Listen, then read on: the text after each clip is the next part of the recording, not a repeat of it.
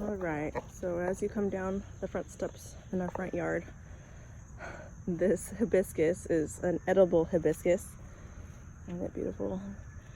And you actually harvest the calyxes, which are these, to make a tea or a sweet juice that tastes kind of like a cranberry or a lime flavor. And Hurricane Dorian missed us, but the wind knocked it over, so it's hanging in all directions through all the pathways. This was originally my pathway, so I'm not exactly sure what I'm going to do about it yet. It's all still alive, but it's just laying over. I was hoping maybe it would pick itself back up and raise towards the sun, but it hasn't yet. And then we've got some Cuban oregano, comfrey. This is the basil, a couple different varieties of basil. Turmeric there in the center. There's a couple of moringa trees. Right here we've got a fig tree. And I just planted this one this year. And we've already got figs on it.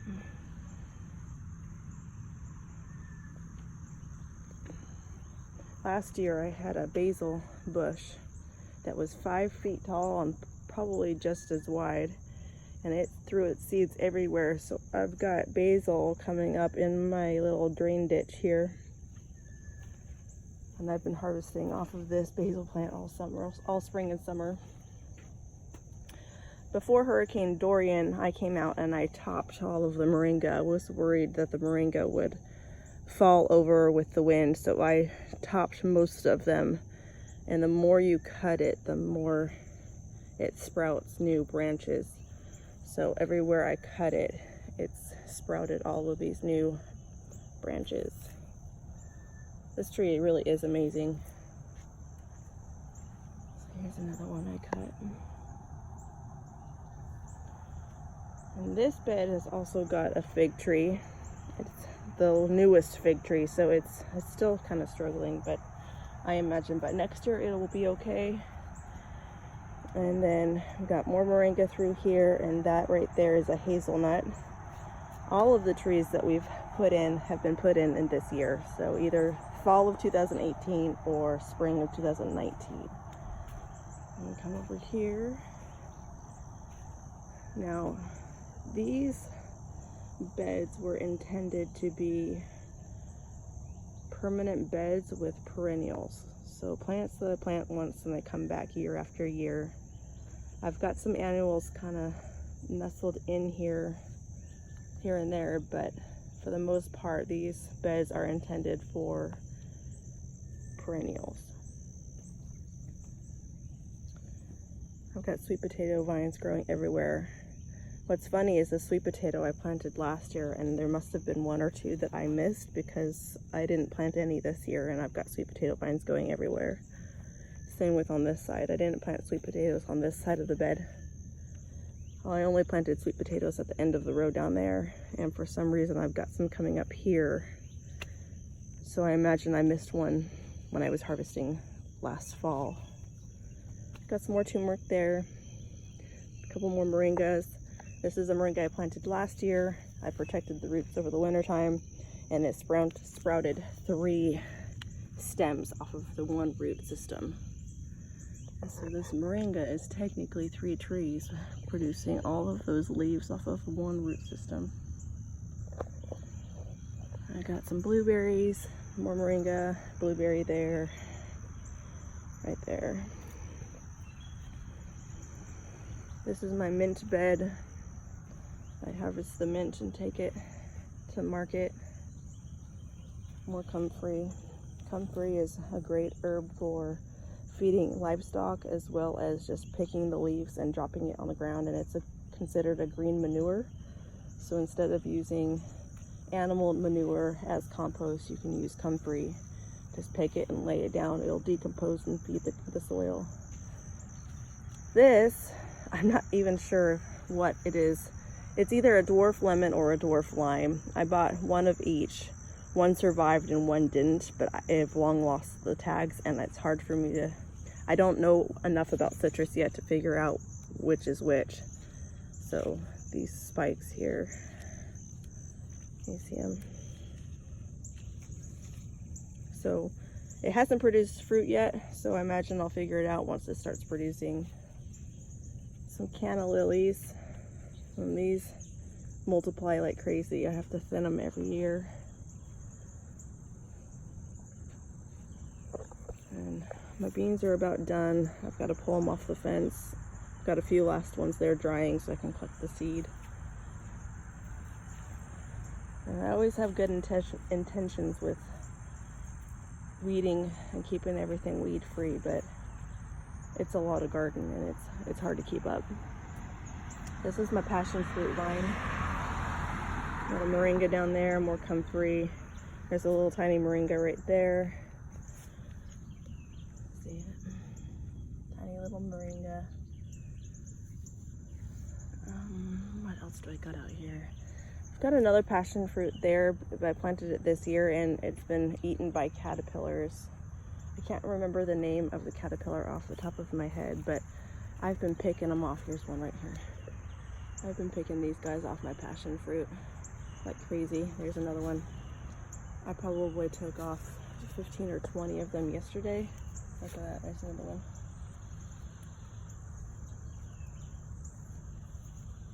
So I've got 2 new passion fruit, but they're both struggling pretty good.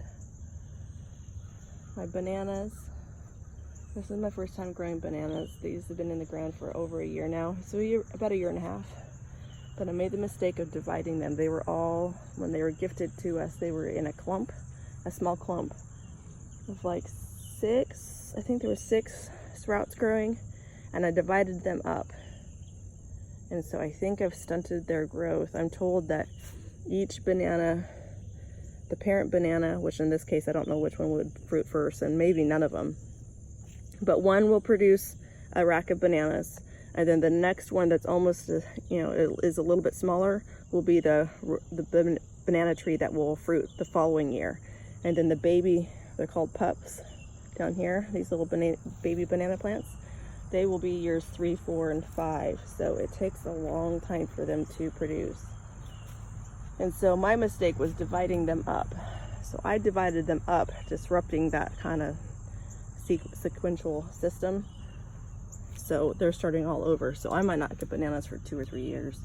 So there's just a baby banana pup. So this plant, since I divided it from the rest of them, it might never produce bananas, but it will be, this is considered the parent plant at this point. And so that one next year or the year after will probably be the one that I get bananas off of.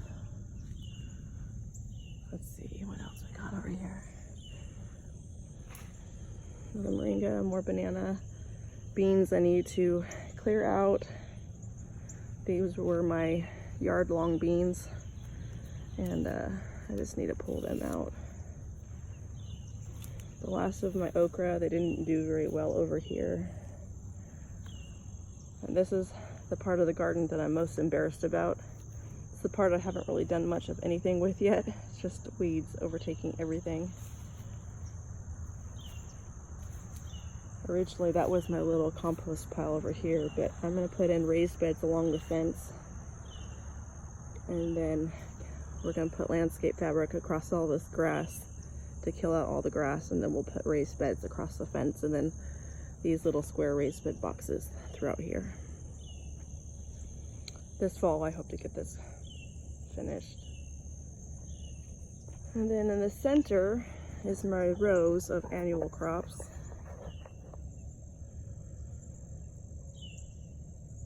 So this is the other side of that row. So this is where I planted sweet potatoes this year. That right there is a mulberry tree. This bed is intended to have moringa trees down the center, and then annual crops around the outside edge. In this bed here I have a purple sweet potato. What was it called? I can't remember the name of it. But the actual sweet potato itself will be purple. I'm really excited to dig those up and see them. I've never grown them. This is the first year I've grown that variety. And then this is my asparagus bed. So asparagus is perennial, so it'll come back year after year. So I've been planting all kinds of annuals. I've got some squash seedlings in here. I had some tomatoes. I pulled those out last week. I had some tomatoes that were spent. Another mulberry I planted this year. It's kind of sticking up there out of the asparagus. This I need to pull out. This was the Chinese multicolored spinach. It's really beautiful. I don't know if I have any that's still, you can kind of see it. It reseeds itself everywhere, so this is actually reseeding itself in the walkway. But the rest of this has to come out. I'll pull this out and let it be, and then it should sprout up new ones from all the seed that's dropped. This is called Mexican sunflower. It's bent over from the storm also, hanging in the walkway. Butterflies love these. I've got them in orange and also in yellow. Got some more in this bed there and there. We've made a circular driveway, and I've got flowers in the center as well as more hibiscus, edible hibiscus there, Roselle. And then this is my eyesore over here. We're working on it. I've got a little chicken coop there, and my compost bins behind it. And then that office trailer back there was here when we moved in. The Department of Transportation used to store their vehicles in this location. That's why there's barbed wire around the fence. I don't know if you can see it, but a portion of our 20-acre property is fenced in with barbed wire, and that section the DOT used to rent, and they used to store all their equipment in here, and that was their office trailer. And they built Highway 95 and stored their equipment here while they were building 95. So we have plans to get rid of it. We're actually decommissioning it from the inside, dismantling it.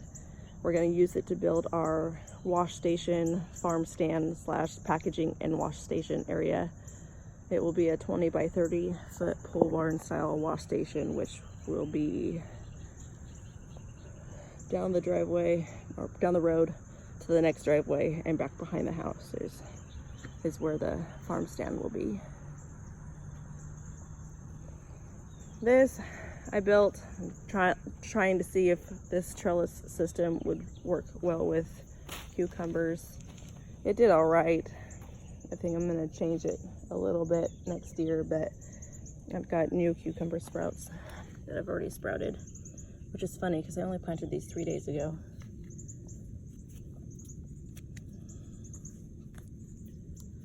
I planted there.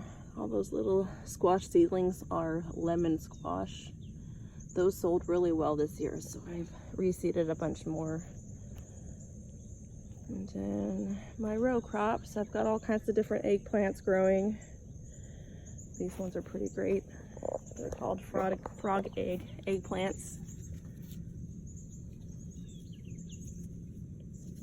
And they produce a ton. I need to come out here and pick some. So look at them all. See them all under there? We have a drainage problem on the front side of our property, so I have dug this drainage hole, and the water flows from our driveway into this area and then overflow towards the house, and then there's another ditch towards the house that goes around the house and to the back. There's a whole row of poblano peppers. They're struggling though. There's just this heat is terrible. Tonight I'm going to be planting lettuce, 4 different varieties of spinach, not spinach, I'm sorry, lettuce in this bed. And then this one is okra, and I've got a combination of green okra and then this burgundy okra growing. Try to get it to focus.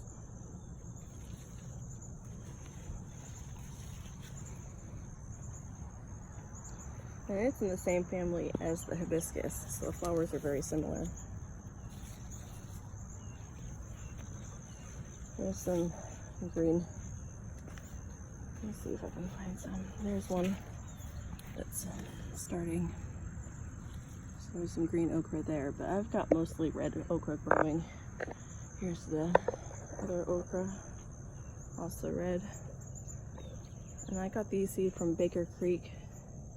rareseeds.com. It's my favorite seed company, and that's where I got the burgundy okra from. I also have a package of orange okra, but I didn't plant it this year. I'll try that one next year. And then all kinds of different hot peppers. I put cayenne in here and serranos. I haven't had much luck with peppers this year.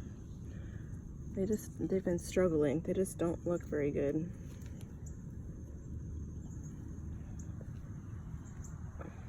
Let's see what else. We've got some onions in here. I've pulled a bunch of them out and used them. I just got a few left. Some different varieties of kale. The tomatoes,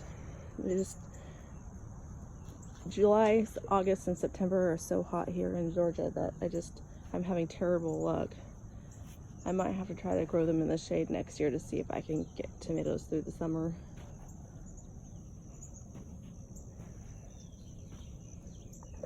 We got some more kale and tomatoes growing down that first trellis. This one right next to the house.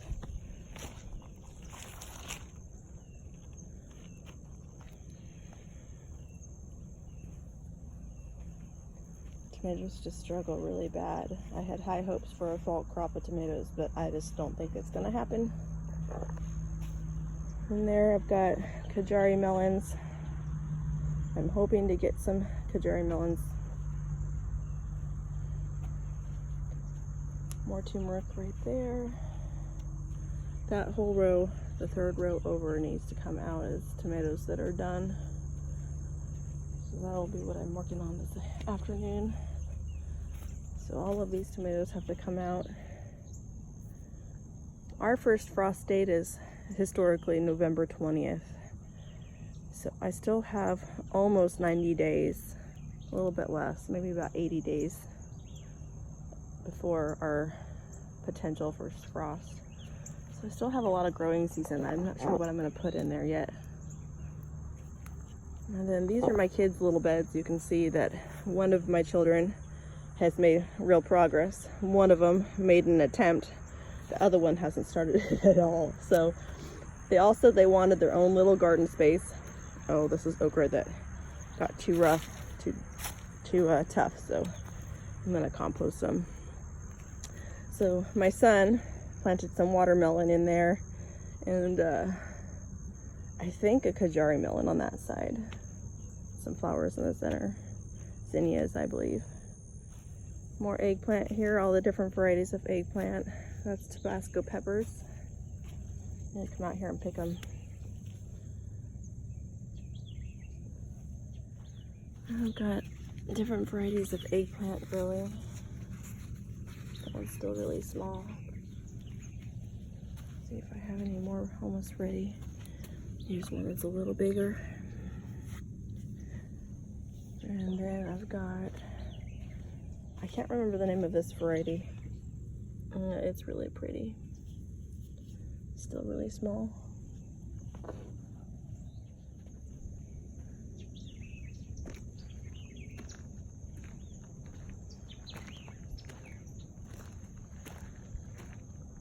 Let's see, more basil in this bed here. I've got to weed it. The weeds are overtaking it. I'll take all the weeds out of here. I think I'm going to plant this whole bed with the red roselle hibiscus next spring. I've got some cranberry hibiscus back here. It's the first time I've grown this too. They're still really small. I just planted them, started them from seed in July. So I've got 5 of those. A couple more moringa seedlings growing right there and right there. That right there is oregano, and I cut that and take that to market, along with rosemary, basil, mint, parsley, and in the spring I had some dill as well. And more sweet potato vines just growing wherever it feels like growing. Now, these are all my seedlings. This is prickly pear. I started these from seed from a store-bought prickly pear. And I'd actually given up on these seedlings I started them in the house and they didn't sprout. I had them inside for probably 4 weeks, and then I gave up on them and put them outside on the deck, intending to dump out the dirt and reuse the pots. And then they started growing. It rained a lot while those were sitting on the back porch, and it got lots and lots and lots of rain over the course of a week or two, and all of a sudden they sprouted. So I ended up with quite a bit of prickly pear. I've sold a few at the farmers markets, along with the Cuban oregano, which is right there. These are all moringa seedlings. I started 490 seeds, the last of the seeds I had. The seeds were getting old, they're over 2 years old, so I planted everything I had. I think we've got about 250 seedlings, so about 50% germination rate so far. I'm still holding out hope that a few more will germinate, but we'll see. So these guys will come inside in the winter. They're too small, and we don't have enough time before the first frost for the roots to get established, so they will have to come inside for the winter. Got different kinds of squash here that need to go on the ground. Some kale, parsley, more kale. Kale in this bed. Basil. And these basil I take to the farmer's market. And then I got some tatsoi, butternut squash, more basil, more lemon squash. I've got some patty pan squash in here too. And more kale. And back here, I've got Mizuna in a flat right there. And the mint. More hibiscus for the farmer's market. And then I have a bunch of blueberries that need to go in the ground desperately. There's about 70 of them. And then over here is about 250 blackberry plants that are ready to sell.